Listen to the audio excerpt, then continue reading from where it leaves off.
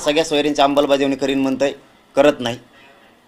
सरकार गुन्हे मागं घेईल म्हणतंय, 6 महिन्यापासून आंतरवलीसह महाराष्ट्राचे घेत नाही. गॅजेट घेईन म्हणतं, हैदराबादचं घेत नाही, बॉम्बे गव्हर्नमेंटचं घेत नाही, सातारा संस्थांचं घेत नाही.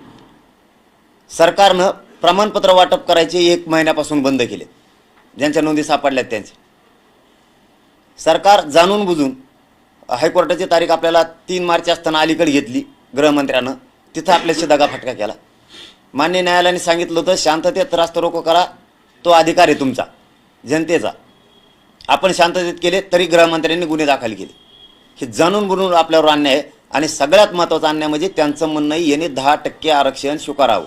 ते 10% आरक्षण ज्या विद्यार्थ्यांना घ्यायचं त्यांनी घ्यावं, आमची जोर जबरदस्ती नाही. परंतु मराठ्यांची मागणी, राज्यातल्या मराठ्यांची मागणी ओबीसीतून आरक्षण, आणि ते घेतल्याशिवाय मी हटणार नाही. मायबाप मराठ्यांना माझं एवढंच सांगणं आहे, मी हटत नाही.